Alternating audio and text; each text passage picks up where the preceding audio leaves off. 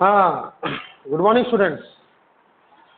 अब देखिए, न्यूक्लियस का तो हमने इंट्रोडक्शन कर लिया, मास डिफेक्ट कर लिया, है ना, बाइंडिंग एनर्जी कर लिया, बाइंडिंग एनर्जी पर न्यूक्लियॉन कर लिया। तो इस सब से क्या समझ में आया आपको कि न्यूक्लियस का जो पहचान है, it is just because of protons and neutrons. एक बार देख के गुड मॉर्निंग। तो ये जो प्रोटॉन्स और न्यूट्रॉन्स है, इन्हीं के बेसिस पर न्यूक्लियस का कुछ एक्स्ट्रा पॉइंट्स यहां पर दिया हुआ है। फॉर एग्जाम्पल नहीं, तीन ही है। तो पहला है बेटा आइसोटोप्स। टोप फेंक के मारेंगे, आइसोटोप्स, बहुत सिंपल है। अब जैसे एग्जाम्पल देखो, डायरेक्ट एग्जाम्पल देखो, छोड़ो उसको। जैसे हाइड्रोजन का 3 आइसोटोप हमने यहां पर बनाया है। आप जानते हैं किसी भी न्यूक्लियस के ऊपर जो लिखा वो क्या है, मास नंबर, और जो लिखा नीचे वो क्या है, एटॉमिक नंबर। तो ध्यान से देखो, ये हाइड्रोजन, ये हाइड्रोजन और ये हाइड्रोजन का, तीनों का देखो एटॉमिक नंबर सेम है, कितना, 111। तो सबको पता है ना, एक प्रोटॉन जिसके पास हो उसे हाइड्रोजन ही कहते हैं, फिर चाहे कितने भी न्यूट्रॉन्स क्यों ना हो। नहीं समझे? मॉडर्न पीरियोडिक टेबल में जो क्लासिफिकेशन किया गया है वो कैसे किया गया है, इंक्रीजिंग एटॉमिक नंबर से। समझे? तो पहला ग्रुप में पहला वाला जो है कौन है, हाइड्रोजन। वो पहला क्यों है, क्योंकि उसके पास एक प्रोटॉन है। हीलियम दूसरा क्यों है, क्योंकि इसके पास 2 प्रोटॉन है। तो actually with the help of number of protons modern periodic table has been classified. ठीक है, तो ये भी हाइड्रोजन, ये भी हाइड्रोजन, ये भी हाइड्रोजन, इसलिए नंबर ऑफ प्रोटॉन तो फिक्स होगा। अब जेड मतलब क्या है, नंबर ऑफ प्रोटॉन। लेकिन देखो, इसके पास एक ही न्यूट्रॉन है, तो एक ही प्रोटॉन है। ओहो सॉरी, इसके पास तो न्यूट्रॉन है ही नहीं। इसको क्या बोलते हैं, इसको बोलते हैं प्रोटियम। एक प्रोटॉन, बस एक प्रोटॉन। अबे हाँ, इलेक्ट्रॉन भी होगा, एक प्रोटॉन के चारों ओर एक इलेक्ट्रॉन घूम रहा है। लेकिन we are not studying about electrons, we are studying about the nucleus only. तो न्यूक्लियस के अंदर में एक प्रोटॉन, तो कौन है, हाइड्रोजन है। समझा? इसको देखो, ये कौन है, ये ड्यूटेरॉन है, ये भी हाइड्रोजन है, क्योंकि इसके पास भी एक प्रोटॉन है और एक न्यूट्रॉन है। तो मास नंबर कितना हो गया, 1 और 1 2। अब ये भी हाइड्रोजन है, इसको क्या बोलते हैं, इसको बोलते हैं ट्रिटियम। इसके पास भी एक प्रोटॉन है, एटॉमिक नंबर 1 है ना, तो प्रोटॉन तो एक ही होगा, लेकिन मास नंबर कितना है, 3। तो 3 - 1 2, तो 2 न्यूट्रॉन है। तो प्रोटॉन इसके पास भी एक है, इसके पास भी एक है, इसके पास भी एक है, लेकिन इसके पास न्यूट्रॉन नहीं, इसके पास एक न्यूट्रॉन, इसके पास 2 न्यूट्रॉन है, तीनों हाइड्रोजन है। तो ये लोग क्या है, what are protium, deuteron and tritium या deuterium. What are these, isotopes of hydrogen, isotopes of hydrogen. जैसे कार्बन ले लीजिए, ये कार्बन के पास 6 न्यूट्रॉन है, 12 - 6, लेकिन इसके पास 8 न्यूट्रॉन है, 14 - 6 8, 12 - 6 6, 14 - 6 8, लेकिन नंबर ऑफ प्रोटॉन तो सेम है। तो same atomic number but different mass number is isotopes. समझे? Nucleus having same atomic number, क्यों, क्योंकि नंबर ऑफ प्रोटॉन सेम होगा, लेकिन डिफरेंट मास नंबर, क्यों, क्योंकि नंबर ऑफ न्यूट्रॉन डिफरेंट होगा। समझे? एक ही एलिमेंट का अलग अलग आइसोटोप्स होता है, याद रखिएगा। आइसोटोप्स कभी भी एक ही एलिमेंट का होता है, क्योंकि प्रोटॉन का नंबर सेम है। दूसरा देखिए, आइसोबार, आइसोबार, बार, यहां देखिए, जैसे ये एक एग्जांपल है आइसोबार का। देखते क्या है, सेम मास नंबर, कौन कौन है, आर्गन है और पोटेशियम है, सेम मास नंबर, लेकिन डिफरेंट एटॉमिक नंबर, मतलब नंबर ऑफ प्रोटॉन्स डिफरेंट होगा लेकिन नंबर ऑफ न्यूट्रॉन सेम होगा। होगा क्या? नहीं, प्रोटॉन्स प्लस न्यूट्रॉन जितना है वो सेम होगा। हाँ, समझ में आया? प्रोटॉन्स प्लस न्यूट्रॉन्स, यहां भी 40 है, यहां भी 40 है, तो ये हो गया isobar. Same mass number, different atomic number. अब ये देखो, C7 कैसे हो सकता है? 7 किसका होता है रे? नाइट्रोजन का होता है क्या? हाँ, देखो कार्बन का ये आइसोटोप है, क्योंकि एक्चुअल कार्बन तो C12 होता है, ये वाला आइसोटोप बहुत कम प्रेजेंट होता है, लेकिन कार्बन का ये वाला आइसोटोप और नाइट्रोजन आइसोबार्स है। क्यों? क्योंकि इनका मास नंबर सेम है। दोनों सेम कभी नहीं हो सकता, समझ गया? तो nucleus having same mass number but different atomic number, इसका उल्टा है, same atomic number different mass number, same mass number different atomic number.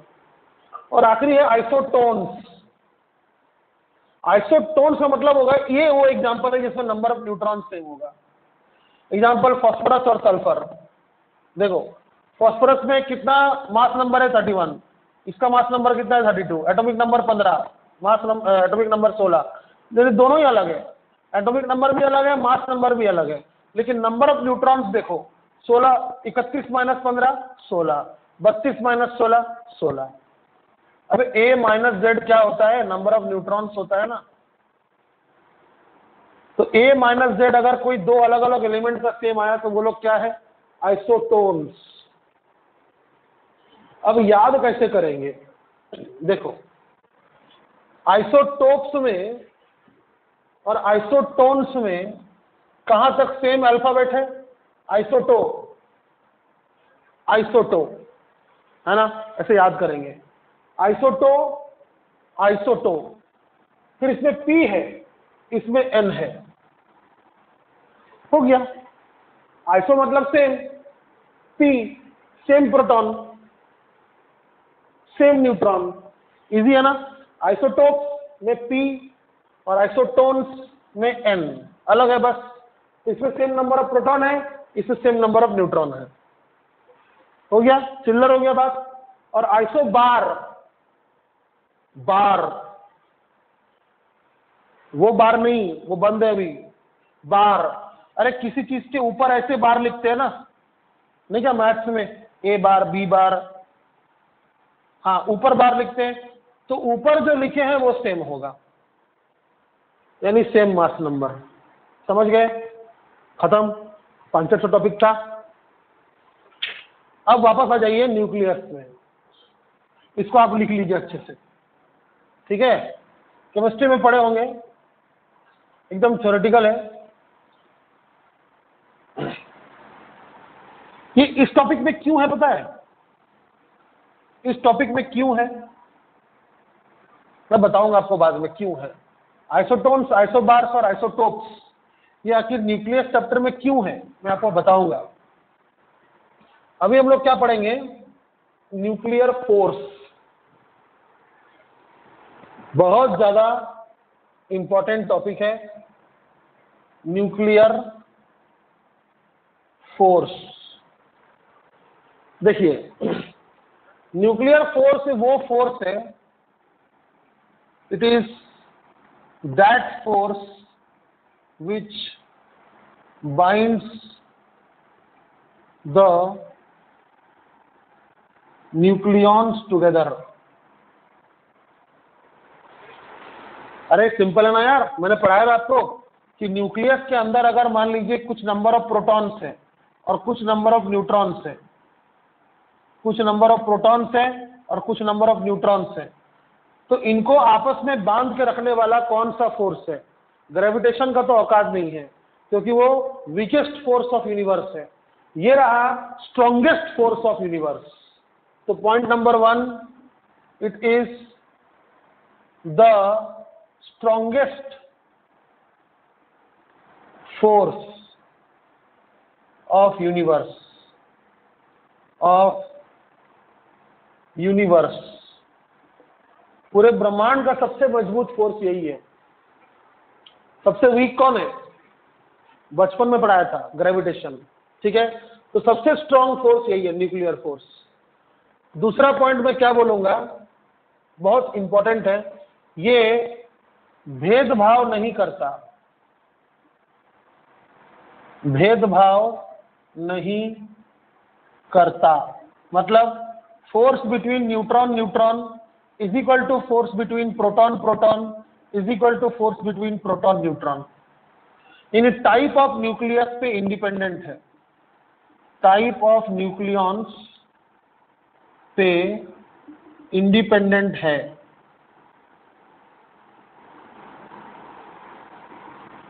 Neutron और न्यूट्रॉन के बीच में जितना न्यूक्लियर फोर्स होता है, प्रोटॉन प्रोटॉन के बीच में उतना ही फोर्स होता है, और न्यूट्रॉन प्रोटॉन के बीच में उतना ही फोर्स होता है। याद रखिएगा, इंपॉर्टेंट टॉपिक है। और तीसरा सबसे इंपॉर्टेंट बात, 2 स्टार दूंगा मैं इसको, it is short range force.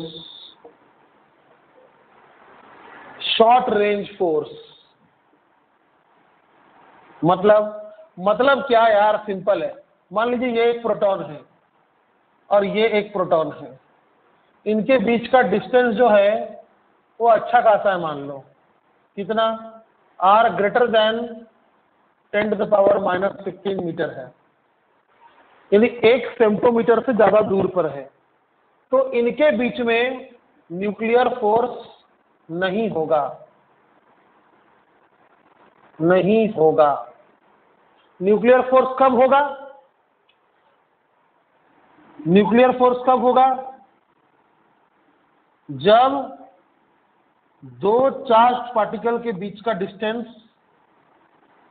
Less than 1 फेम्टोमीटर होगा, यानी फेम्टोमीटर के ऑर्डर में होना चाहिए। समझे? एक क्वेश्चन आया था एक बार, बहुत अच्छा लगा था मुझे, कि 2 प्रोटॉन के बीच में डिस्टेंस जो है वो 10⁻⁻16 है। 2 प्रोटॉन के बीच का डिस्टेंस कितना है? 10⁻⁻16। तो find the force between them. तो देखिए क्या करना था आपको, इसका आंसर होगा can not be determined, can not be determined. क्यों? क्योंकि बेटा देखो, ये दोनों पॉजिटिव फोर्सेस हैं, सॉरी ये दोनों पॉजिटिव चार्जेस हैं, तो इनके बीच में इलेक्ट्रोस्टैटिक रिपल्शन होगा। तो नंबर 1 आप इलेक्ट्रोस्टैटिक रिपल्शन निकाल सकते हैं। इलेक्ट्रोस्टैटिक रिपल्सिव फोर्स निकाल सकते हैं, कितना होगा? 1/4πε0 e² / 10⁻⁻16 का स्क्वायर। कुछ तो होगा, कुछ तो होगा सॉल्व करने पर। दूसरा कौन सा फोर्स है इनके बीच में? इनके बीच में ग्रेविटेशनल फोर्स ऑफ अट्रैक्शन है। ग्रेविटेशनल अट्रैक्टिव फोर्स, वो कितना होगा? G इंटू m1 m2 दोनों सेम ही है, m² / 10⁻⁻16 का स्क्वायर। और तीसरा फोर्स होगा न्यूक्लियर फोर्स। क्यों होगा? क्योंकि बेटा इनके बीच का जो डिस्टेंस है वो लेस देन 10⁻⁻16 है। 10⁻⁻16 इज इवन लेसर देन 10⁻⁻15। तो न्यूक्लियर फोर्स भी एक्ट करेगा, बट उसको हम पता नहीं कर सकते।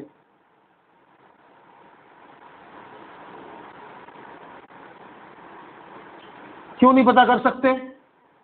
फॉर्मूला नहीं है बेटा। न्यूक्लियर फोर्स को अभी तक साइंटिस्ट लोग समझ ही रहा है, आप कभी समझो तो बताना। याद रखना, इसका कोई सॉलिड फॉर्मूला नहीं है। It has no solid formula. Solid formula मतलब अपन नहीं बोलते क्या सॉलिड है बॉस, वही कोई ठोस फॉर्मूला नहीं है। बस ये जानते हैं कि ये लोग बाइंडिंग एनर्जी से बंधे हुए हैं, समझे। तो 2 प्रोटॉन 2 न्यूट्रॉन और 1 प्रोटॉन और 1 न्यूट्रॉन के बीच में जो फोर्स है उसको न्यूक्लियर फोर्स बोलते हैं। ये शॉर्ट रेंज फोर्स है। यानी अगर आप ग्राफ बनाइएगा डिस्टेंस वर्सेस फोर्स का, तो 10⁻⁻15 मान लीजिए ये वाला लाइन है, 10⁻⁻15 मान लीजिए ये है मीटर। तो इससे पहले फोर्स अट्रैक्टिव होगा, इससे पहले फोर्स अट्रैक्टिव होगा, और इसके बाद जो फोर्स होगा वो रिपल्सिव हो जाएगा। समझ में आया? इसके बाद जो फोर्स होगा वो रिपल्सिव होगा, समझे। नेगेटिव फोर्स मतलब अट्रैक्टिव। तो ये था बेटा सेशन 3, छोटा सा सेशन था, इसको आराम से देखिए, कोई प्रॉब्लम नहीं, समझिए न्यूक्लियर फोर्स क्या होता है ना। सेशन खत्म नहीं करेंगे क्योंकि 16 ही मिनट हुआ है अभी। तो आपने देखा एक चीज, अभी तक जो हुआ उसको अच्छे से मन में रखिए। अब अगला टॉपिक क्या है आपका? Radio activity. इसको आप लिख लीजिए, अगला टॉपिक है रेडियो एक्टिविटी। रेडियो एक्टिविटी का मतलब क्या है बेटा पता है? बहुत सिंपल है। आप लोग पढ़े थे एक चीज कि बाइंडिंग एनर्जी पर न्यूक्लियॉन जिसका ज्यादा होता है वो स्टेबल होता है, और जिसका कम होता है वो अनस्टेबल होता है। और कोई भी इस दुनिया में चाहता है कि मैं स्टेबल रहूं, तो एक न्यूक्लियस जो अनस्टेबल है वो दूसरा न्यूक्लियस बनने का कोशिश करता है, समझे। एक न्यूक्लियस जो है वो दूसरा न्यूक्लियस बनने का कोशिश करता है। तो कैसे करता है वो? एक तरीका है अपना रेडियो एक्टिव नेचर को दिखाकर। कैसे? सुनिएगा ध्यान से। पहली बात तो क्या? बाइंडिंग एनर्जी पर न्यूक्लियॉन जिसका ज्यादा है वो न्यूक्लियस स्टेबल है, ज्यादा स्टेबल है, और बाइंडिंग एनर्जी पर न्यूक्लियॉन जिसका कम है वो न्यूक्लियस कम स्टेबल है। याद रखना, बाइंडिंग एनर्जी पर न्यूक्लियॉन, सिर्फ बाइंडिंग एनर्जी जिसका ज्यादा है उसके लिए हम बात नहीं कर रहे हैं। एक एक न्यूक्लियॉन को कितना बाइंडिंग एनर्जी मिल रहा है, वो ज्यादा मिल रहा है तो न्यूक्लियस स्टेबल है, ज्यादा स्टेबल है, और कम मिल रहा है तो कम स्टेबल है। ये चीज याद रखिएगा। तो खुद को कम स्टेबल से ज्यादा स्टेबल कैसे किया जाए? तो देखिए, neutron is to proton ratio किसी भी एलिमेंट में, न्यूक्लियस में, neutron is to proton ratio decide करेगा कि बाइंडिंग एनर्जी पर न्यूक्लियॉन कितना मिल रहा है।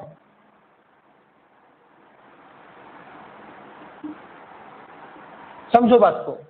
जैसे मान लो मैग्नीशियम 12 न्यूट्रॉन 12 प्रोटॉन, तो बाइंडिंग एनर्जी पर न्यूक्लियॉन अगर देखा जाए तो टोटल नंबर ऑफ न्यूट्रॉन्स को जितना मिलेगा टोटल नंबर ऑफ प्रोटॉन्स को उतना ही मिलेगा। तो इसका neutron is to proton ratio बोल सकते थोड़ा बहुत अच्छा है। चाहे इससे भी कोई स्टेबल रूप हो सकता है। तो मैग्नीशियम क्या करेगा? खुद का नंबर ऑफ न्यूट्रॉन्स और प्रोटॉन्स चेंज कर देगा, समझे। तो रेडियो एक्टिविटी का मीनिंग क्या होता है? Decomposition of nucleus, decomposition of nucleus. कैसे? बाय एमिटिंग या changing the number neutron is to proton ratio. तो न्यूट्रॉन बाय प्रोटॉन रेशियो को चेंज करके वो क्या कर सकता है पता है? बाइंडिंग एनर्जी पर न्यूक्लियॉन को कम से ज्यादा कर सकता है। उससे न्यूक्लियस स्टेबल कम से ज्यादा स्टेबल हो सकता है। समझ में आया? रेडियो एक्टिविटी का मैंने आपको इंट्रोडक्शन नहीं दिया, मैंने आपको समझाया जैसे मान लीजिए किसी कोई न्यूक्लियस है, कोई भी एक न्यूक्लियस है मान लो, उसका मान लो मास नंबर ए है, एटॉमिक नंबर जेड है, वो खुश नहीं है, वो खुश नहीं है, वो अनस्टेबल है। तो ये क्या करेगा पता है, 2 प्रोटॉन और 2 न्यूट्रॉन बाहर निकाल के फेंक देगा, 2 न्यूट्रॉन और 2 प्रोटॉन बाहर निकाल के फेंक देगा। तो इसका मास नंबर क्या हो जाएगा, A-4 हो जाएगा, होगा ना। अब उसने 4 न्यूक्लियॉन्स फेंक दिया ना, तो mass number will be A-4, और 2 प्रोटॉन फेंक दिया तो atomic number will be Z-2। तो ये न्यूक्लियस हो सकता है इस न्यूक्लियस से ज्यादा स्टेबल है। इस चीज को बोलते हैं रेडियो एक्टिविटी। तो रेडियो एक्टिविटी मतलब क्या हो गया, decomposition of nucleus by changing the neutron to proton ratio. पहले कितना था, न्यूट्रॉन टू प्रोटॉन रेशियो पहले कितना था, पहले इतना था, अब कितना है, अब इतना है।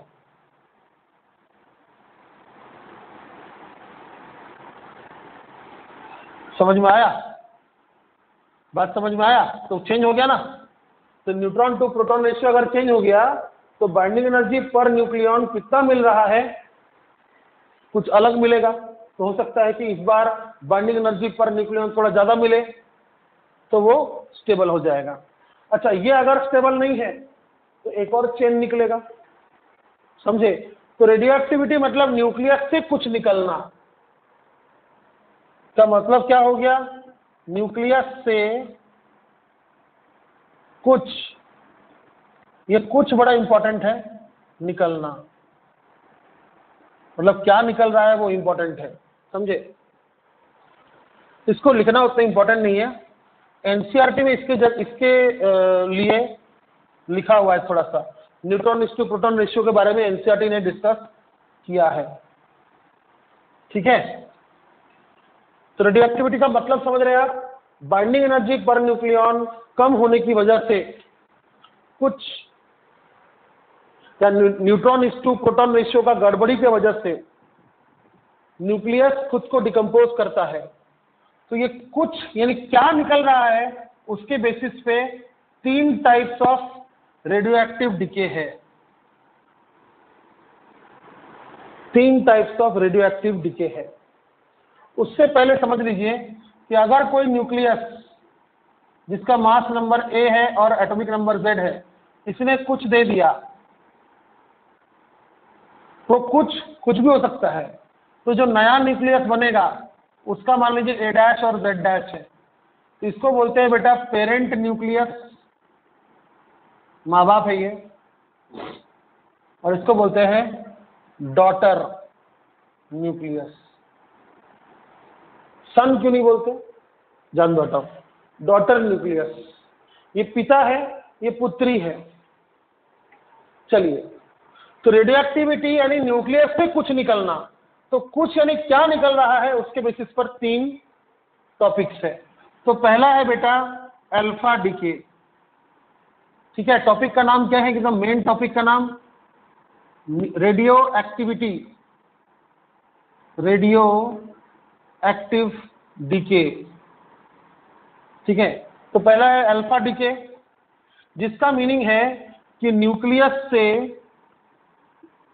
सुनना ध्यान से, 2 प्रोटॉन्स और 2 न्यूट्रॉन्स निकलेगा।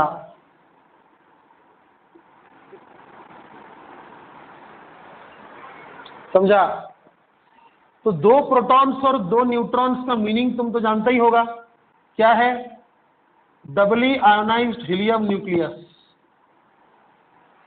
पागल मत बनो, तुमको पता है हीलियम का न्यूक्लियस में क्या है, 2 प्रोटॉन और 2 न्यूट्रॉन, बाहर कौन घूम रहा है, 2 इलेक्ट्रॉन। तो ये 2 इलेक्ट्रॉन अगर निकल जाए तो आप इस हीलियम का क्या नाम दोगे, He2+, समझे। तो इसी को बोलते हैं alpha particle. Alpha scattering experiment में, एटम चैप्टर में, बिस्मथ एलिमेंट से जो निकला था वो क्या था, डबली आयनाइज्ड हीलियम न्यूक्लियस था। Bismuth is a radio active element, समझे, वो स्टेबल नहीं है। तो स्टेबल होने के लिए अल्फा पार्टिकल वो रिलीज करता है, दर दर दर दर दर रिलीज करता है। समझ में आया। तो याद रखिएगा पॉइंट नंबर 1 है ये कि न्यूक्लियस से 2 प्रोटॉन 2 न्यूट्रॉन मतलब अल्फा पार्टिकल निकलेगा। अल्फा पार्टिकल डबली आयनाइज निकलेगा। ठीक है, दूसरा टॉपिक देखिए, इसका दूसरा पॉइंट, अगर ये पेरेंट एलिमेंट है जिसका मास नंबर A है और एटॉमिक नंबर Z है, इसने क्या दिया, एक अल्फा पार्टिकल दिया, उसका मास नंबर क्या होगा, अल्फा पार्टिकल का मास नंबर क्या होगा, अरे यार अल्फा पार्टिकल भी न्यूक्लियस है ना, किसका, हीलियम का, तो मास नंबर क्या होगा, 2 और 2 4 और एटॉमिक नंबर 2 प्लस जो डॉटर न्यूक्लियस होगा Y, जो डॉटर न्यूक्लियस होगा Y, उसका क्या होगा फिर A-4 Z-2। ये याद रखना, नीट वालों को काम आता है। तो कभी भी अगर अल्फा पार्टिकल निकला तो एलिमेंट का मास नंबर 4 कम हो जाएगा और एटॉमिक नंबर 2 कम हो जाएगा। दूसरा, तीसरा, अल्फा पार्टिकल का मास कितना है, मास ऑफ अल्फा, अगर प्रोटॉन और न्यूट्रॉन का मास सेम समझा जाए तो इसका मास होगा 2 प्रोटॉन 2 न्यूट्रॉन, तो मास होगा 4 इंटू मास ऑफ प्रोटॉन, समझे, 4 इंटू 1.67 इंटू 10⁻⁻27 kg। अच्छा, चार्ज कितना होगा इसका, चार्ज ऑफ अल्फा पार्टिकल कितना होगा, तो बेटा चार्ज ऑफ अल्फा पार्टिकल होगा, 2 प्रोटॉन है तो 2 इंटू चार्ज ऑफ 1 प्रोटॉन, तो 2 इंटू 1.6 इंटू 10⁻⁻19 कूलम, पॉजिटिव होगा। तीसरा पॉइंट होगा, बेटा इसका मास है, चार्ज है, तो इलेक्ट्रिक फील्ड में अगर कोई चार्ज को आप रखिएगा तो डिविएट होगा, electric field can deviate charge particles.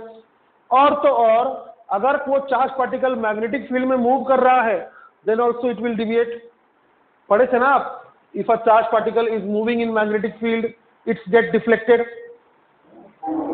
तो alpha particle gets deflected by electric field and magnetic field, समझे। अच्छा, किसी फोटोग्राफिक प्लेट पर अगर ये पार्टिकल पड़े थे ना, तो वहां पर क्या होगा, इफेक्ट होगा, स्किंटिलेशन होगा, चमकेगा, तो इट अफेक्ट्स फोटोग्राफिक प्लेट्स।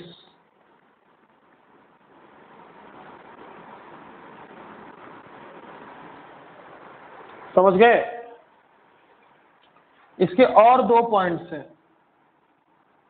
सीख लो अच्छे से, और 2 पॉइंट्स हैं। और 2 पॉइंट्स क्या है, किसी गैस के थ्रू, सुनना ध्यान से, सब लिख नहीं रहा मैं, तुम लिखना सुन के, किसी गैस के थ्रू जब अल्फा पार्टिकल मारा जाए तो वो गैस ना आयोनाइज हो जाएगा। क्या हो जाएगा, आयोनाइज, यानी ये मान लो गैस है, गैस में क्या है, एलिमेंट्स है, एलिमेंट में क्या, इलेक्ट्रॉन गोल गोल घूम रहा है, उधर से आया अल्फा, मारा इलेक्ट्रॉन को, इलेक्ट्रॉन चला गया बाहर, तो ये गैस का मॉलिक्यूल क्या हो गया, आयोनाइज हो गया, है ना, आयन बन गया। लेकिन अगर बाकी दोनों से कंपेयर करें, बाकी दोनों कौन कौन है लिख देता हूं मैं, एक है बीटा डीके और एक है gamma decay, alpha beta gamma. अगर इन दोनों से कंपेयर किया जाए तो अल्फा डीके का जो आयोनाइजेशन पावर है, आयोनाइजेशन पावर जो है वो मैक्सिमम है 100 टाइम्स देन गामा, 100 टाइम्स, समझे, 10 टाइम्स देन बीटा।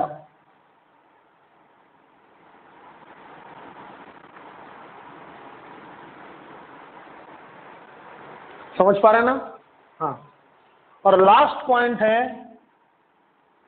किसी सॉलिड ब्लॉक, मेटल ब्लॉक, किसी सॉलिड मेटल ब्लॉक में अगर अल्फा पार्टिकल मारा जाए तो वो सॉलिड ब्लॉक के अंदर घुस जाएगा, यानी पेनिट्रेट कर जाएगा। लेकिन अगर इनके कंपैरिजन में देखा जाए तो सबसे कम है, यानी penetration power least, penetration power least. अच्छा, उसमें भी ऐसे ही है, पेनिट्रेशन पावर इसका इससे 10 गुना ज्यादा और इसका इससे 10 गुना ज्यादा। तो जगह नहीं, मैं छोड़ रहा हूं। अब बीटा डीके सीखते हैं, चलो। बीटा डीके के लिए बहुत जगह चाहिए, तो मैं गामा को थोड़ा और लंबा करके यहां लिखूंगा। गामा के लिए कुछ नहीं चाहिए, गामा बहुत सिंपल है। बीटा सबसे टफ है। आप अल्फा समझे कि नहीं? क्या आपको अल्फा समझ में आया?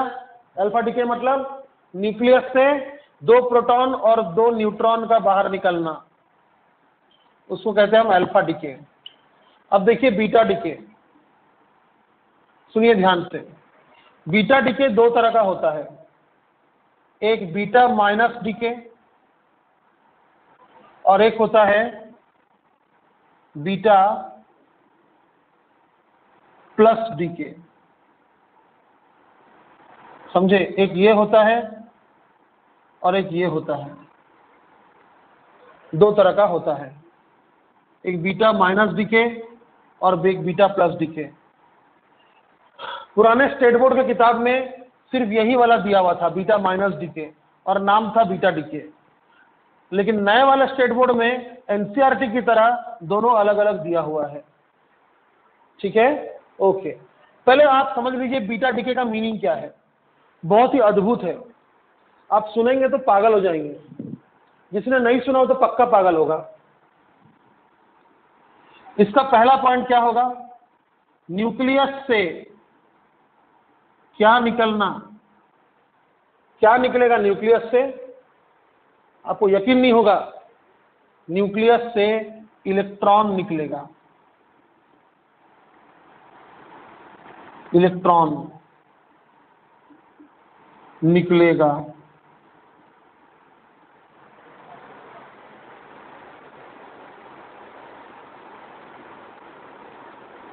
एक काम करते हैं बेटा, थोड़ा अच्छे से बताते हैं, क्योंकि यहाँ का हॉचपॉच देखकर अब मुझे ऐसा लग रहा है कि बीटा समझाने में तो बहुत ही हॉचपॉच हो जाएगा।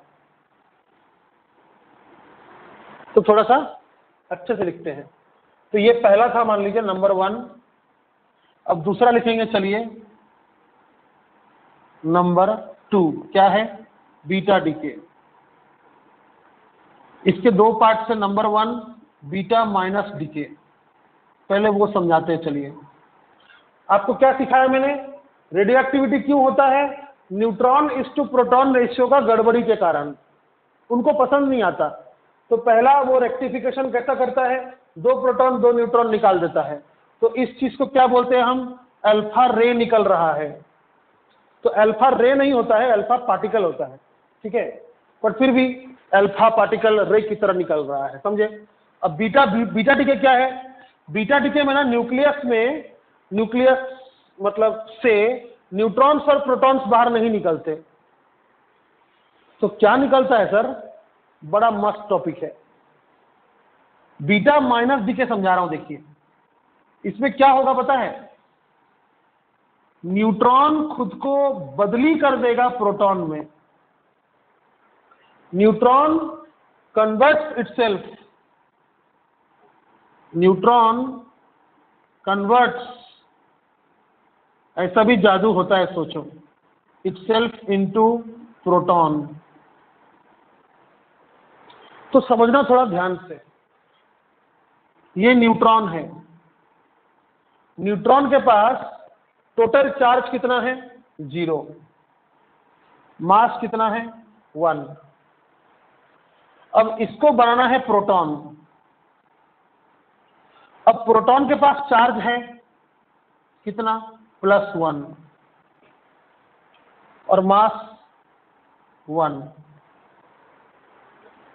ठीक है, तो अब 0 से +1 कैसे होगा? तो सुनना ध्यान से, यहां बता रहा हूं। ये मान लो न्यूट्रॉन है, ऐसा नहीं कि न्यूट्रॉन के अंदर चार्ज नहीं है। याद है, 2 डाउन क्वार्क 1 अप क्वार्क से बनता है न्यूट्रॉन। तो ये न्यूट्रॉन खुद को इस तरह बांट देगा। कैसे? ये पार्ट होगा एक इलेक्ट्रॉन और ये पार्ट होगा एक प्रोटॉन। बड़ा ही अद्भुत है ये, एमएससीटी में नहीं पूछता, ठीक है, तो एक इलेक्ट्रॉन और एक प्रोटॉन, कितना चार्ज हुआ टोटल? अबे टोटल चार्ज कितना हुआ, दोनों का मिलाकर चार्ज कितना हुआ? 0। पहले भी कितना था? 0। तो चार्ज कंजर्व्ड रहा कि नहीं? यूनिवर्सल रूल है वो कि चार्ज इज ऑलवेज कंजर्व्ड। समझे? पहले जितना चार्ज था टोटल, बाद में उतना ही चार्ज है total. Number of charge particles conserve नहीं है, लेकिन चार्ज का जो वैल्यू है वो कंजर्व्ड है। तो न्यूट्रॉन एक प्रोटॉन बनाएगा और एक इलेक्ट्रॉन भी बनाएगा। समझे? अब इसका चार्ज कितना है? -1। मास को छोड़िए, चार्ज को देखिए। समझे? तो पहले जितना चार्ज था अभी उतना ही चार्ज है, तो ये रिएक्शन हो सकता है। आया बात समझ में? तो न्यूट्रॉन खुद को प्रोटॉन बना दिया। तो जब न्यूट्रॉन खुद को प्रोटॉन बनाया तो साथ में एक इलेक्ट्रॉन भी बनाया कि नहीं बनाया? न्यूट्रॉन ने जब खुद को प्रोटॉन बनाया तो साथ में एक इलेक्ट्रॉन भी बनाया। तो बताओ, इस इलेक्ट्रॉन का न्यूक्लियस के अंदर कोई जगह है क्या? क्या न्यूक्लियस के अंदर इलेक्ट्रॉन रह सकता है? इलेक्ट्रॉन का काम तो आप जानते हैं, वो न्यूक्लियस के अंदर नहीं रह सकता। इसलिए वो न्यूक्लियस से ये इलेक्ट्रॉन बहुत हाई वेलोसिटी से निकल जाता है। समझ में आया? ये जो इलेक्ट्रॉन है ये बहुत ही हाई वेलोसिटी से न्यूक्लियस से निकल जा रहा है। तो न्यूक्लियस से कुछ निकलना, तो बीटा डीके में कुछ क्या होगा? बीटा माइनस में तो इलेक्ट्रॉन होगा। समझ गए आप? फिर से सुनिए, रिवाइंड करके सुनिए। तो क्या लिखूंगा मैं? न्यूक्लियस से क्या निकल रहा है? न्यूक्लियस से इलेक्ट्रॉन निकल रहा है।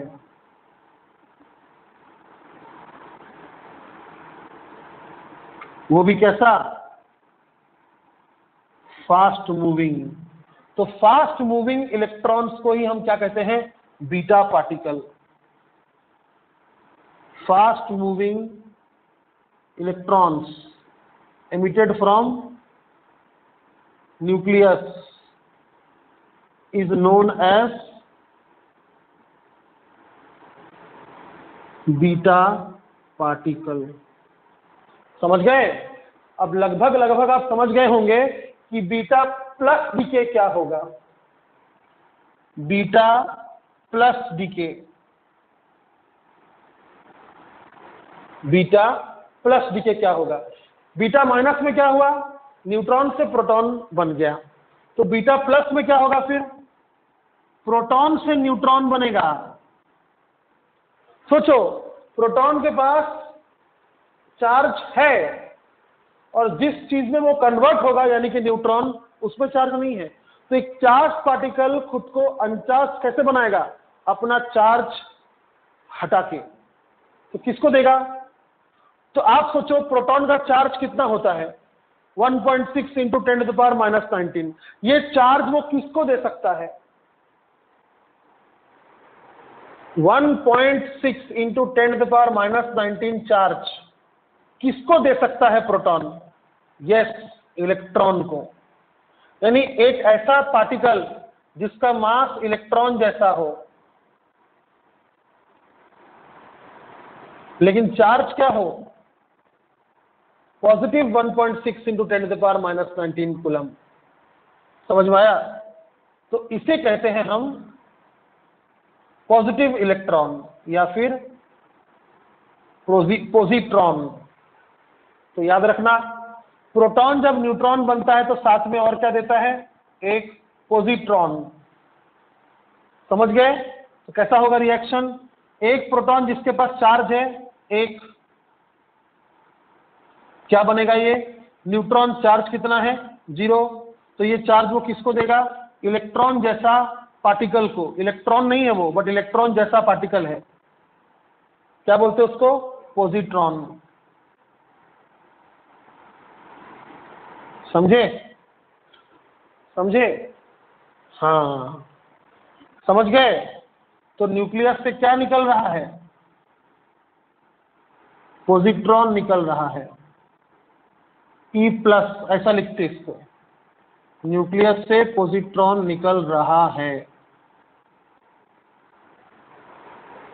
आया बात समझ में? हाँ ठीक है। तो बेटा बीटा डीके अगर 1, ये जो पॉइंट है आपका ये वाला पॉइंट बीटा माइनस डीके और बीटा प्लस डीके, ये दोनों को अगर सिमिलरिटी पूछा जाए तो क्या बोलेंगे आप? न्यूट्रॉन और प्रोटॉन का अदला बदली। बीटा माइनस में न्यूट्रॉन प्रोटॉन बन रहा है और बीटा प्लस में प्रोटॉन न्यूट्रॉन बन रहा है। इस तरह से न्यूट्रॉन इस टू प्रोटॉन रेशियो चेंज कर देगा। समझ में आया? अच्छा, तो बीटा डीके का एक यूनिवर्सल मीनिंग क्या होगा? न्यूक्लियस से इलेक्ट्रॉन या पॉजिट्रॉन निकलना। समझे? समझ में आया? तो बीटा पार्टिकल बीटा डीके के लिए मैं क्या लिखूंगा? न्यूक्लियस से इलेक्ट्रॉन जिसको हम बीटा माइनस बोलते हैं या पॉजिट्रॉन जिसको हम बीटा प्लस बोलते हैं निकलना। सोचिए ऐसा भी खेल होता है, यानी इलेक्ट्रॉन जो है सिर्फ न्यूक्लियस के चारों ओर गोल गोल घूमता है, ऐसा नहीं है। न्यूक्लियस के अंदर भी इलेक्ट्रॉन और पॉजिट्रॉन जन्म ले सकता है, लेकिन उसका जगह न्यूक्लियस के अंदर नहीं है ना, इसलिए वो बहुत हाई वेलोसिटी से वो, अच्छा एनर्जी उसको मिलेगा कहां से? ये जो इलेक्ट्रॉन है, ये जो पॉजिट्रॉन है, ये जो पॉजिट्रॉन है ये हाई वेलोसिटी से निकलता है, इसको एनर्जी कहां से मिलेगा? अरे भूलो मत, ये सब हरकत न्यूक्लियस क्यों कर रहा है? To attain stability. और आप जानते हैं कि ब्रह्मांड में अगर कोई अनस्टेबल से स्टेबल बन रहा है, it releases energy. Radio activity is exothermic process, ये एनर्जी रिलीज करता है। इट इज स्पॉन्टेनियस मतलब नो एक्सटर्नल हेल्प। समझे? यानी किसी न्यूक्लियस को अल्फा पार्टिकल रिलीज करने के लिए या फिर न्यूट्रॉन को प्रोटॉन बनाने के लिए, प्रोटॉन को न्यूट्रॉन बनाने के लिए बाहर से हेल्प नहीं चाहिए, खुद ही कर सकता है वो, इसलिए वो बहुत स्लो है। स्पॉन्टेनियस है ना, इसलिए स्लो भी है। तो याद रखना रेडियो एक्टिव प्रोसेस जो है वो एक्सोथर्मिक है, स्पॉन्टेनियस है और स्लो है। तो अल्फा समझ गया, बीटा समझ गया। अब बीटा में एक बात बाकी है, देखो ध्यान से देखो। पहले बताएंगे बीटा माइनस के बारे में, फिर बताएंगे बीटा प्लस के बारे में। ध्यान से देखो, बीटा माइनस, इसमें कोई न्यूक्लियस का atomic number, mass number A है मान लो, और एटॉमिक नंबर Z है मान लो। तो ये क्या बन गया? क्या दिया इसने? इस न्यूक्लियस में क्या दिया ना? इलेक्ट्रॉन दिया। समझे? अच्छा एक बात बताओ, ध्यान से देखना, हाँ, थोड़ा सा रिलैक्स हो जाओ, पीछे बैठ जाओ, ध्यान से देखो। क्या इसका mass is equal to the summation of इन दोनों का मास होगा क्या? नहीं, इसका मास इज इक्वल टू इन दोनों का मास का समेशन नहीं होगा, थोड़ा कम ज्यादा होगा। तो यहां पर जब कोई न्यूक्लियस एक इलेक्ट्रॉन निकालता है तो एक और पार्टिकल साथ में निकालता है, ये मास को एडजस्ट करने के लिए। चार्ज तो एडजस्ट हो गया, बट मास एडजस्ट हुआ क्या? मास एडजस्ट नहीं हुआ। तो मास को एडजस्ट करने के लिए वो एक और पार्टिकल निकालता है, उसका नाम है एंटी न्यूट्रिनो। समझ में आया? यहां लिखता हूं, देखो इन beta decay a supplement particle is also released। क्या कहते हैं उसको? न्यूट्रिनोज। समझे? बीटा माइनस में क्या निकल रहा है, एंटी न्यूट्रिनो। तो नाम है, नाम रखने वाले रख दिया, इस पर सवाल नहीं उठा सकते कि सर एंटी क्यों, नाम रख दिया उसने, समझे। सिमिलरली इसमें देखिए, इसमें चार्ज एडजस्ट हो गया, बीटा प्लस डीके में चार्ज एडजस्ट हो गया, प्रोटॉन का charge is equal to neutron का चार्ज प्लस इलेक्ट्रॉन का चार्ज हो गया, एडजस्ट हो गया, लेकिन मास एडजस्ट हुआ क्या, नहीं। तो यहां से क्या निकलेगा, न्यूट्रिनो। कैसे सिंबलाइज करते हैं, ऐसा, ये न्यूट्रिनो है और ये क्या है, एंटी न्यूट्रिनो, ऐसा न्यू बार। अबे न्यू बार नहीं, ऐसा न्यू बार। ये बीटा प्लस में निकलता है, ये बीटा माइनस में निकलता है, माइनस में एंटी, ठीक है। तो अगर कोई पेरेंट न्यूक्लियस से बीटा माइनस डीके हुआ है, क्या हुआ है, बीटा माइनस डीके, तो वो क्या देगा, एक इलेक्ट्रॉन देगा, एक एंटी न्यूट्रिनो देगा, और ये बन जाएगा डॉटर न्यूक्लियस। उसका मास नंबर और एटॉमिक नंबर जल्दी बताओ, जल्दी बताओ। देखो, न्यूक्लियस के अंदर ही अंदर न्यूट्रॉन प्रोटॉन बन गया है, न्यूक्लियस के अंदर ही अंदर न्यूट्रॉन प्रोटॉन बन गया है। क्या न्यूट्रॉन या प्रोटॉन इनमें से कुछ भी बाहर निकला, नहीं। और मास नंबर का मीनिंग क्या होता है, number of neutrons plus number of protons. तो कुछ न्यूट्रॉन जो है प्रोटॉन बन गया, इससे टोटल नंबर चेंज होगा क्या, नहीं होगा, इसलिए मास नंबर सेम रहेगा, मास नंबर सेम रहेगा, समझे। लेकिन एटॉमिक नंबर चेंज हो जाएगा। ध्यान से देखना, बीटा माइनस पढ़ रहे हैं हम लोग, इसका एक न्यूट्रॉन प्रोटॉन बन गया है, एक न्यूट्रॉन प्रोटॉन बन गया है, इसका एक न्यूट्रॉन प्रोटॉन बन गया है। और प्रोटॉन का नंबर क्या होता है, एटॉमिक नंबर। तो क्या मैं बोल सकता हूं इसका एटॉमिक नंबर 1 से बढ़ गया, नहीं समझे। जैसे मान लो सोडियम, सोडियम के पास मान लो 11 प्रोटॉन है और 12 न्यूट्रॉन है। मान लो न्यूट्रॉन प्रोटॉन बन गया, तो नया जो एलिमेंट होगा वो क्या बनेगा, 12 प्रोटॉन और 11 न्यूट्रॉन, नहीं समझे। एक न्यूट्रॉन अगर प्रोटॉन बन जाए तो प्रोटॉन नया वाला कितना होगा, 12, और न्यूट्रॉन नया वाला कितना होगा, 11। अब ये कौन है, ये तो मैग्नीशियम है, समझा, नहीं समझा। इसको बोलते हैं बीटा माइनस डीके, समझ में आया। तो एटॉमिक नंबर क्या हुआ, प्रोटॉन बढ़ गया तो Z+1। याद रखना, नीट में पूछता है ये कौन सा डीके है, ये बीटा माइनस डीके है। अब चलो बीटा प्लस डीके करते हैं। Atomic number, mass number A, atomic number Z, क्या निकल रहा है इसमें से, बीटा प्लस, मतलब कौन निकल रहा, पॉजिट्रॉन। देखो बेटा, माइनस लिखा है तो माइनस निकलेगा, प्लस लिखा है तो प्लस निकलेगा, plus neutrino plus daughter nucleus, mass number same रहेगा। प्रोटॉन न्यूट्रॉन बना है तो एक प्रोटॉन कम पड़ गया तो Z-1, समझे।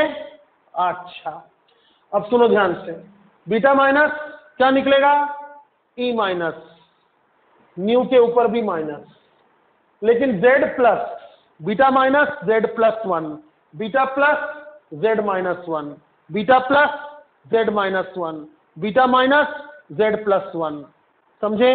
और मास नंबर सेम रहेगा।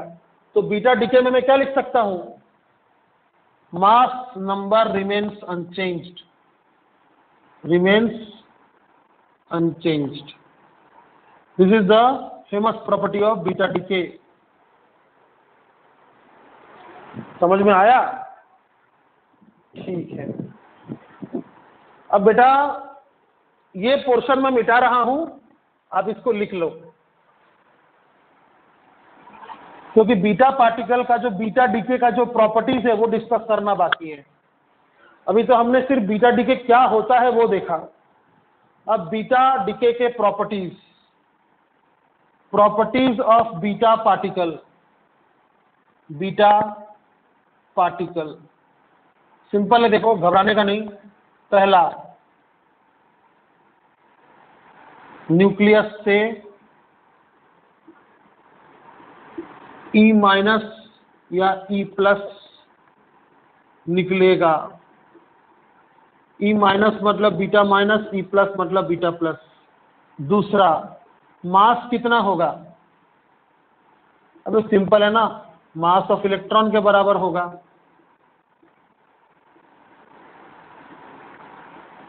इन दोनों का मास सेम होता है, बस इसका चार्ज होता है नेगेटिव, इसका चार्ज होता है पॉजिटिव। तीसरा, चार्ज इलेक्ट्रॉन का क्या होगा? -1.6 × 10⁻⁻19 कूलम, ये बीटा माइनस डीके है। और पॉजिट्रॉन का क्या होगा? +1.6 × 10⁻⁻19 कूलम, ये बीटा प्लस डीके है। चौथा,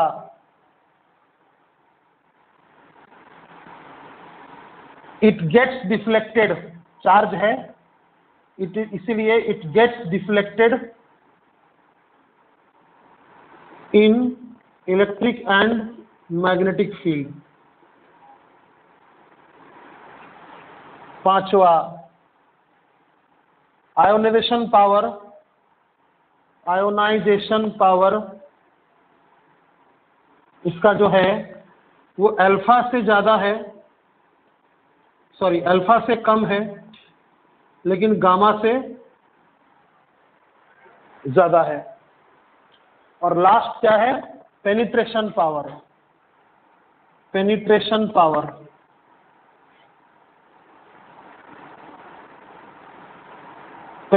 पावर इसका अल्फा से ज्यादा है, लेकिन गामा से कम है।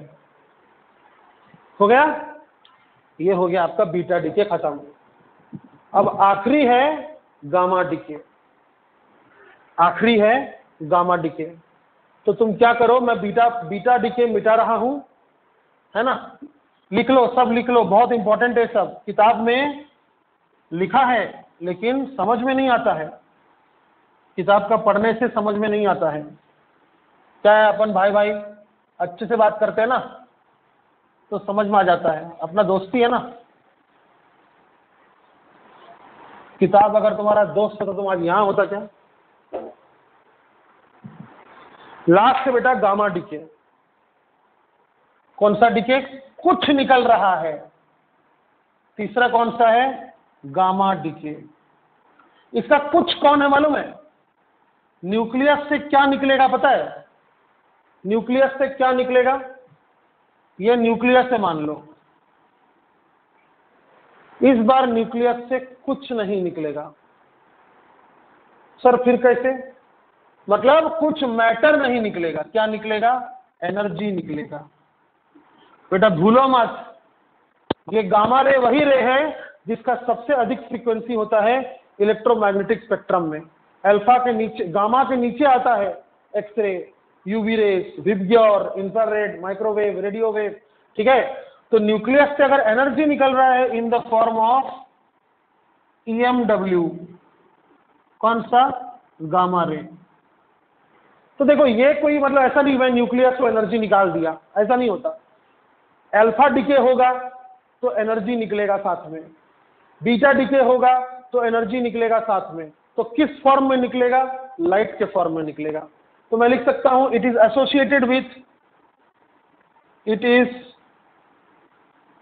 Associated with alpha and beta decay. समझे? अब ये तो रे है, इसका तो ना न्यूट्रॉन निकल रहा, ना प्रोटॉन निकल रहा, ना न्यूट्रॉन प्रोटॉन बदल रहा है, ना प्रोटॉन न्यूट्रॉन बदल रहा है। तो बेटा ध्यान से देखना, ये अगर पेरेंट एलिमेंट है, mass number A, atomic number Z, क्या दिया इसने? गामा डीके दिया, मतलब एक गामा रे निकाला। तो जो डॉटर न्यूक्लियस होगा उसका मास नंबर, एटॉमिक नंबर दोनों में ही चेंजिंग नहीं आएगा, क्योंकि ना न्यूट्रॉन निकल रहा ना प्रोटॉन निकल रहा है ना, और ना ही अदला बदली हो रहा है। समझ में आया? बस एनर्जी निकल रहा है in the form of gamma ray. तो यही बात है कुल मिलाकर। अब प्रॉपर्टीज देखो, प्रॉपर्टीज में पहला क्या लिखेंगे हम? मास नहीं है, चार्ज नहीं है, अबे मास नहीं होगा तो चार्ज कहाँ होगा? Mass is the pocket of charge, समझे? तो चार्ज नहीं है, मास नहीं है, तो इलेक्ट्रिक एंड मैग्नेटिक फील्ड में डिफ्लेक्ट होगा क्या? नहीं डिफ्लेक्ट होगा, नहीं डिफ्लेक्ट होगा।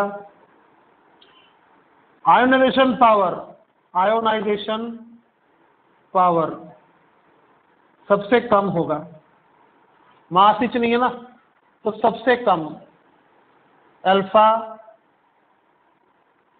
Beta gamma. पेनिट्रेशन पावर सबसे अधिक, क्योंकि ये लाइट रे है, it travels at a speed of c, c इसका स्पीड है, स्पीड ऑफ लाइट, तो पेनिट्रेशन पावर जबरदस्त होगा। पेनिट्रेशन पावर कैसा होगा? एकदम जबरन होगा, जबरन, सबसे अधिक होगा। बस रेडियो एक्टिविटी में इतना है, थ्योरेटिकल वाला इतना है, समझे? अब मिलते हैं अगले सेशन में न्यूमेरिकल्स के साथ, न्यूमेरिकल्स करने के लिए फॉर्मूला के साथ, नाम है डीके लॉ। आप बेटा ये वीडियो को दोबारा तिबारा देख के नोट्स बनाओ, बहुत इंपॉर्टेंट है, थ्योरी टाइप है, बोर्ड में क्वेश्चन आता है। रुके रुके, एक चीज तो बताना ही भूल गया, लाइट जल रहा है इसमें, focus, how is this possible? नहीं चाहिए लाइट, यस, हाँ, तो बताना क्या भूल गया बेटा? अरे बहुत बड़ा बात नहीं, सिंपल सा बात है। देखो गामा जो है, मतलब लोग ऐसा पूछ सकता है कि सर न्यूक्लियस से एनर्जी निकला तो गामा डीके हो गया, है कि नहीं? न्यूक्लियस से एनर्जी निकला तो गामा डीके हो गया। तो सर एटम से भी तो एनर्जी निकलता है जब ऊपर से इलेक्ट्रॉन नीचे आता है। बोर्स पोस्टुलेट के हिसाब से, बोर्स तीसरा पोस्टुलेट, बोर्स थर्ड पोस्टुलेट के हिसाब से आपने क्या पढ़ा था? कोई इलेक्ट्रॉन अगर हायर एनर्जी लेवल से, हेल से लोअर एनर्जी लेवल तक अगर आ गया, लेल ऐसा अगर आया, कोई इलेक्ट्रॉन अगर यहां से यहां आया, तो क्या करता है? वो एनर्जी एमिट करता है, again in the form of EMW। ये गामा रे क्यों नहीं हो पाता है सर? अरे आपने तो सीखा है कि जो पहला ऑर्बिट पर गिरता है कहीं से भी, इन्फिनिटी से पहला, सातवें से पहला, सिक्स्थ से पहला, फिफ्थ से पहला, फोर्थ से पहला, थर्ड से पहला, टू से पहला, कहीं से भी गिरे, कौन सा लाइट निकलता है? UV rays. यूवी के ऊपर एक्सरे है, वो भी मैंने आपको पढ़ा दिया, और एक्सरे के ऊपर गामा रे है, यानी इससे ज्यादा एनर्जी नहीं निकल सकता। एटॉमिक स्पेक्ट्रा में इससे अधिक एनर्जी नहीं होता है, लेकिन न्यूक्लियस में होता है। कैसे? सिंपल है, इससे जो एनर्जी निकलता है ना, इससे जो भी एनर्जी निकलता है वो फ्यू इलेक्ट्रॉन वोल्ट्स में होता है, जबकि इससे जो एनर्जी निकलता है वो फ्यू मेगा इलेक्ट्रॉन वोल्ट में होता है, या किलो इलेक्ट्रॉन वोल्ट में होता है। बहुत ज्यादा एनर्जी हो गया मतलब बहुत फ्रीक्वेंसी होगा, तो कौन सा रे? Gamma ray. तो याद रखिएगा, ठीक है? अच्छा, अब एक छोटा सा ना आपको एक न्यूमेरिकल करके देते हैं, एक छोटा सा न्यूमेरिकल, जिससे आपको समझ में आएगा कि नीट में, जेडब्ल्यू में कैसे क्वेश्चन आ सकते हैं, या बोर्ड में भी, ठीक है? मान लीजिए बोला कि एक एलिमेंट है, उसका एटॉमिक नंबर है 100, मास नंबर है 100 या 100, 236 है मान लीजिए, और 92 है मान लीजिए एटॉमिक नंबर। ये क्या दिया पता है? 2 अल्फा दिया और 6 बीटा प्लस दिया, 2 अल्फा दिया और 6 बीटा प्लस दिया। तो जो डॉटर न्यूक्लियस होगा उसका आप मास नंबर और एटॉमिक नंबर लिखिए। बहुत सिंपल है बेटा, देखो एक अल्फा के लिए क्या होता है, z-4 होता है, एक अल्फा निकला तो 2 अल्फा निकलेगा तो क्या होगा, z-4 -4, मतलब z नहीं सॉरी a ना, हाँ a -4 होता है, ये वाला 4 से कम हो जाता है क्योंकि 2 प्रोटॉन 2 न्यूट्रॉन निकलता है ना। तो अगर 2 अल्फा निकला इसका मीनिंग क्या है, 2 टाइम्स 2 प्रोटॉन और 2 न्यूट्रॉन निकलेगा, तो कितना हो जाएगा 2 अल्फा के लिए, a-8 हो जाएगा, है ना। 2 + 2 4 × 2 8, तो 236 - 8 कर दीजिए आप, कितना हो जाएगा 228। समझ में आ गया। नहीं कोरोना नहीं है, टेंशन मत लीजिए। और रहा बीटा डीके, तो बीटा डीके में तो आप पढ़े कि मास नंबर पे फर्क नहीं पड़ता है, सिर्फ एटॉमिक नंबर पे पड़ता है। और क्या सिखाया, जब बीटा प्लस रहा तो z-1, बीटा माइनस रहा तो z+1, तो यहां तो बीटा प्लस है, तो एक बीटा प्लस में z-1 करते हैं आप, तो 6 बीटा प्लस है तो z-6 कीजिएगा, तो 92 से आप 6 माइनस कर दीजिए, कितना होगा 92 - 6 86। तो ये आपका डॉटर एलिमेंट है, बहुत सिंपल है। एक और तरह का क्वेश्चन कराता हूं जहां पर जैसे मान लीजिए 236 और 92, डायरेक्ट बोल देगा कितना बीटा है बताओ और कितना अल्फा है बताओ, कितना अल्फा कितना बीटा। अगर डॉटर न्यूक्लियस है 228 और 86, इसको भी करना आसान है। देखो इसी एग्जांपल लिया मैंने, लेकिन कैसे करेंगे देखो, देखो मास नंबर से बीटा को फर्क नहीं पड़ता, बीटा अगर हुआ तो मास नंबर चेंज नहीं होता, तो मास नंबर जो भी चेंज हुआ है it is only due to alpha. तो डू वन थिंग, पुराना मास नंबर, या इसको पेरेंट भी बोलते हैं ना, parent mass number minus daughter mass number, daughter mass number by 4, ये करना अल्फा के लिए। तो 236 - 228 कितना होता है, 236 - 228 कितना होता है बताओ, अपन बाई 4 कर देंगे उसको, कितना होता है 236 - 228 8 होता है, 8/4 2, तो समझ गए अपन कितना अल्फा, 2 अल्फा, समझ गया। अच्छा अब बीटा का सोचना बाद में, पहले अल्फा का सोचो। तुमको पता चल गया कि 2 अल्फा निकला है, तो 2 अगर अल्फा निकला है, देखा वो गड़बड़ी मैंने यहां भी कर दिया, मैंने गड़बड़ी कर दिया है, देखो ध्यान से, इधर ध्यान से देखो, 2 अल्फा दिया तो हमने मास नंबर क्या किया, एक अल्फा देने से कितना मास नंबर माइनस करते हैं, a-4, तो 2 अल्फा में कितना करेंगे a-8, वो तो कर दिया। लेकिन मैं तो भूल गया कि अल्फा में तो z-2 भी होता है, ले बेटा वो तो भूल गया, अल्फा में z-2 भी होता है, तो एक अल्फा अगर निकला तो z क्या हो जाएगा, z-2, z हो जाएगा z-2, तो 2 अल्फा अगर निकला तो क्या होगा z-4, तो पहले इसमें से z-4 करना पड़ेगा, तो 92 - 4 कितना होगा, 92 - 4 कितना होगा 88, फिर इसमें से हम 6 बीटा के लिए और z-6 करेंगे तो 82। ये गलती हो गया था, देखिएगा ठीक से। अब चलिए यहां देखते हैं, तो अल्फा का नंबर कैसे पकड़ाएगा, मास नंबर के चेंज से, तो mass number of parent minus mass number of daughter by 4, इससे क्या मिलेगा, नंबर ऑफ अल्फा पार्टिकल। तो 236 - 228/4 कितना हुआ 2, तो हम समझ गए कि 2 अल्फा जो निकला है उस वजह से मास नंबर इतना से इतना हो गया। अब अगर 2 अल्फा निकला है तो एटॉमिक नंबर भी क्या होना चाहिए था, 92 से 88 होना चाहिए था, 92 से 88 होना चाहिए था। अरे एक अल्फा से कितना होता है z-2, तो 2 अल्फा निकला तो कितना होगा z-4, तो 92 - 4 88, लेकिन यहां तो 82 लिखा है, व्हाट इज द डिफरेंस 6, तो 6 बीटा।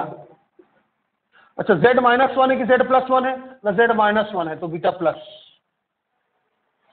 आ गया बात समझ में, ठीक है। ये हो गया एक न्यूमेरिकल का टाइप। एक और न्यूमेरिकल करते, देखो यहां पर मैंने एक न्यूमेरिकल लिख के रखा है। क्या सबका एटॉमिक नंबर मास नंबर याद नहीं कर सकते ना, मेरे से तो नहीं होता है। एक और न्यूमेरिकल क्यू वैल्यू, इसको टॉपिक भी समझ लो तुम। क्यू वैल्यू मतलब energy in form of kinetic energy और हीट, दोनों। ठीक है, कंजर्व हुआ तो इलास्टिक हुआ तो काइनेटिक एनर्जी, कंजर्व नहीं हो पाया तो हीट। तो क्यू वैल्यू, क्वेश्चन कैसा आएगा सुनो। क्वेश्चन मैंने यहां लिखा है कैसे, मान लो कोबाल्ट था जिसका मास नंबर है 57,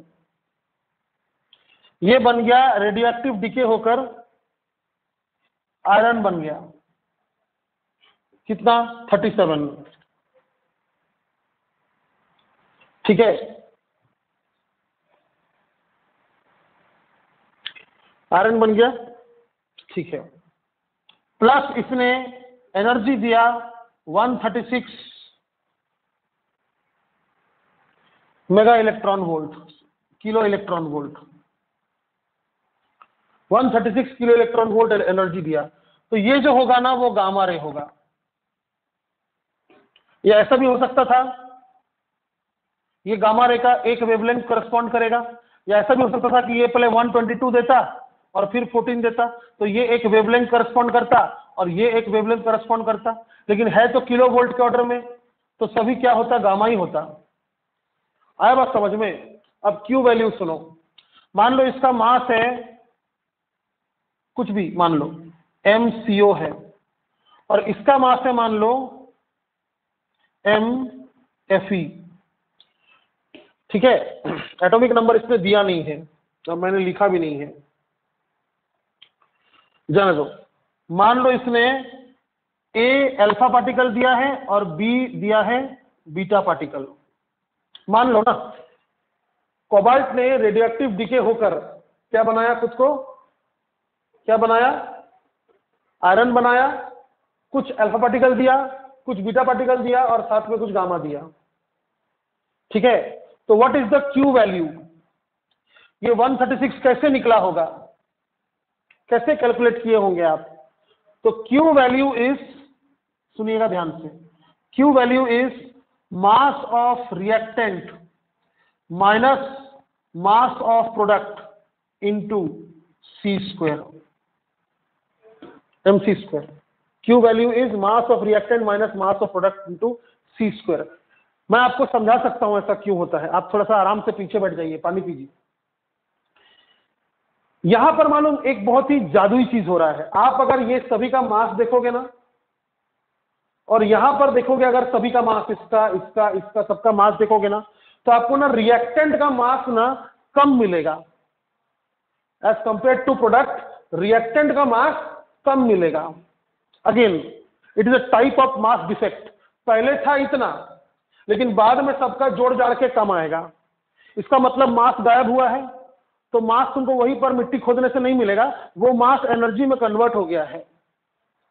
तो एनर्जी जब मास से आता है तो फॉर्मूला आइंस्टाइन ने क्या दिया था, MC स्क्वायर। इसलिए हम क्या करते हैं, इसका मास माइनस इधर सभी का मास इंटू C स्क्वायर। समझ में आ गया।